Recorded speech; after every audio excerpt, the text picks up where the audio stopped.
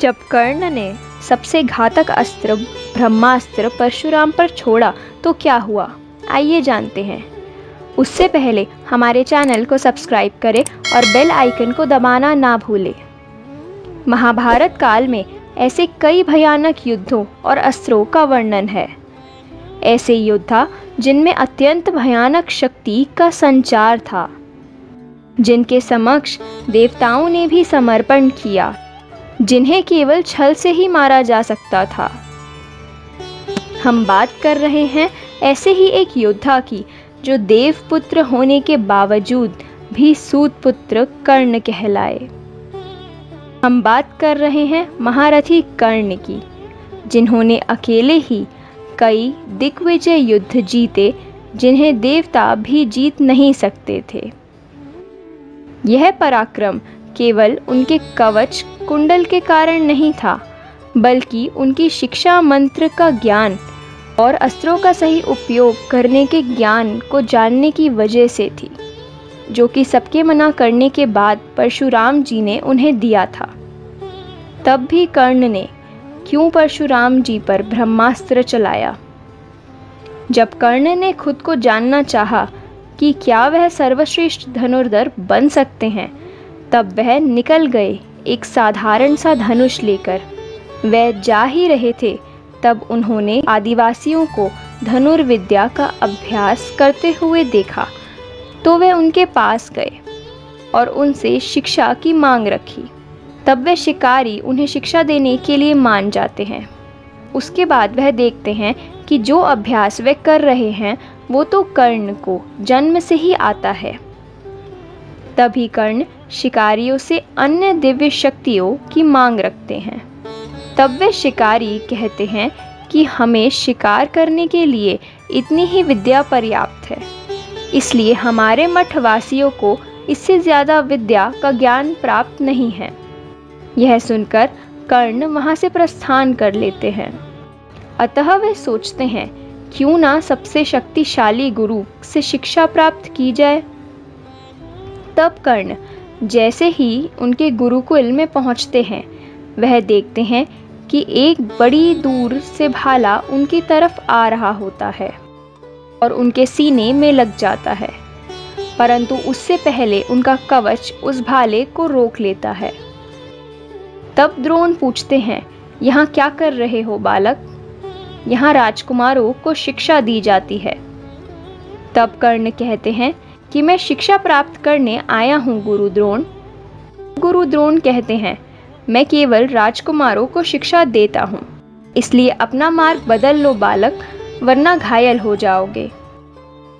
तब कर्ण निराश होके वहाँ से जा ही रहे होते हैं। उस समय गुरु द्रोण कहते हैं कि मैं शिक्षा नहीं दे सकता, परंतु मेरे गुरुदेव तो दे सकते हैं। तुम जाकर मेरे गुरुदेव परशुराम जी से विनती करो, वे तुम्हें अवश्य ही विद्या का ज्ञान देंगे। तब कर्ण क्रोध में अपने बाल मुंडवा लेते हैं और निकल जाते हैं परशुराम जी की ओर उनसे शिक्षा प्राप्त करने।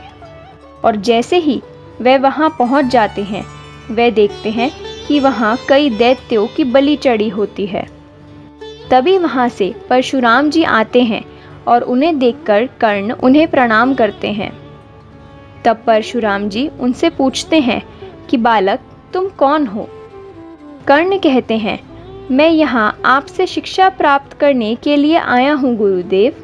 तब परशुराम जी कहते हैं कि मैं शिक्षा केवल उच्च कोटि ब्राह्मणों को देता हूँ।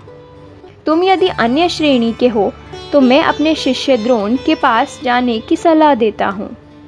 तब कर्ण कहते हैं, नहीं गुरुदेव, मैं भी ब्राह्मण कुल से ही हूँ, कृपया मुझे शिक्षा देने का कष्ट करें। तब परशुराम जी कहते हैं, ठीक है ब्राह्मण युवा, कल प्रातः काल से तुम्हारी विद्या का प्रारंभ होगा। उसके बाद कर्ण सत्य को छुपा के परशुराम जी से सारे अस्त्र और शस्त्र का ज्ञान लेते रहते हैं। जैसे कभी किसी राज्य में कोई भी दैत्य या कोई भी आपदा आती है, तो परशुराम जी कर्ण को वहां भेज देते थे। परशुराम जी ने कर्ण को लगभग सारी विद्या दे ही दी थी, परंतु सबसे भयानक अस्त्र की विद्या अभी देनी बाकी थी। वो अस्त्र सारे भयानक अस्त्रों को काट सके, जिसे स्वयं देवता भी नहीं नष्ट कर सकते। कर्ण के पास सारे अस्त्र का ज्ञान था, परंतु ब्रह्मास्त्र का ज्ञान अभी भी नहीं था। तब परशुराम जी कहते हैं कि आज मैं तुम्हें ऐसा ज्ञान देने जा रहा हूँ कर्ण, जिसके कारण तुम अकेले ही पूरी सेना का विध्वंस कर सकते हो। तब कर्ण कहते हैं, मुझे भी ऐसे अस्त्र को सीखने की अभिलाषा थी गुरुदेव। परशुराम जी और कर्ण एक योग्य स्थान पर जाते हैं। तब कर्ण कहते हैं, आप यहाँ क्यों लाए हैं मुझे गुरुदेव? इस पर परशुराम जी कहते हैं कि यही एक ऐसा स्थान है जहाँ सभी देवताओं अपने अस्त्र को स्थापित करके पुनः ले जाते हैं। यह इस धरती की सबसे पवित्र जगहों में से एक है, इसलिए मैं चाहता हूँ कि तुम्हें ऐसी शक्तिशाली विद्या यहीं पर प्राप्त हो। तभी दोनों एक वृक्ष के नीचे खड़े हो जाते हैं। जब परशुराम कर्ण के सिर पर हाथ रखते हैं और ज्ञान देने लगते हैं, और जब उनका ज्ञान पूर्ण होता है, तब परशुराम अपने मठ में जाकर शिवजी की पूजा में ध्यान मग्न हो जाते हैं।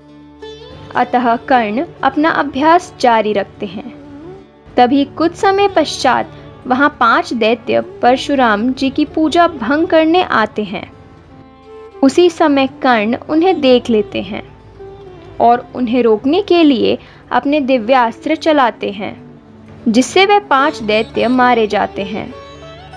उसी के कुछ पल बाद पुनः भारी संख्या में दैत्य आते हैं। तब कर्ण उन्हें भी खत्म कर देते हैं, परंतु जैसे ही दैत्यों को मारते जाते हैं, वैसे उनसे ज्यादा संख्या में पुनः दैत्य आते रहते हैं। तब कर्ण सोचते हैं, यह सही समय है ब्रह्मास्त्र के उपयोग के लिए। इसलिए कर्ण मंत्र का उच्चारण करते हैं और उसी समय हर तरफ हवाएं चलने लगती हैं, बिजली कड़कने लगती है।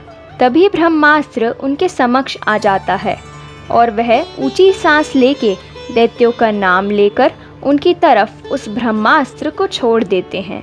जैसे ही कर्ण ऐसा करते हैं, वैसे ही ब्रह्मास्त्र उन दैत्यों की तरफ बढ़ता है। तभी सारे दैत्य गायब हो जाते हैं और कर्ण कहते हैं, ये किसी की माया है। तब परशुराम जी आते हैं और कहते हैं कि कर्ण शीघ्र ही इस ब्रह्मास्त्र को रोको, नहीं तो ये मेरा वध कर देगा। तब कर्ण कहते हैं कि मुझे इसे रोकना नहीं आता गुरुदेव। उस पर परशुराम जी कहते हैं कि अपनी विद्या को पुनः याद करो, वरना तुम्हारे गुरुदेव की जान अब तुम्हारे हाथों में है। तब कर्ण अत्यंत प्रयास के बाद उस विद्या को याद करने में सफल हो जाते हैं। उसके बाद परशुराम जी कहते हैं कि ये सब मेरी माया थी। मैं देखना चाहता था कि तुम इस विद्या का किस प्रकार प्रयोग करोगे। और भी ऐसे ही इंटरेस्टिंग वीडियोस को देखने के लिए हमारे चैनल को सब्सक्राइब करें। और अगर आप अभी तक इस वीडियो को देख रहे हैं तो कमेंट करके ज़रूर बताएं कि आपको वीडियो कैसा लगा। साथ ही बेल आइकन को दबाना ना भूलें, ताकि आपको वीडियो का नोटिफिकेशन और वीडियो की जानकारी सबसे पहले मिल सके। तो मिलते हैं ऐसी ही एक और इंटरेस्टिंग वीडियो के साथ। तब तक हमारी लेटेस्ट वीडियो को चेकआउट करना ना भूलें। धन्यवाद।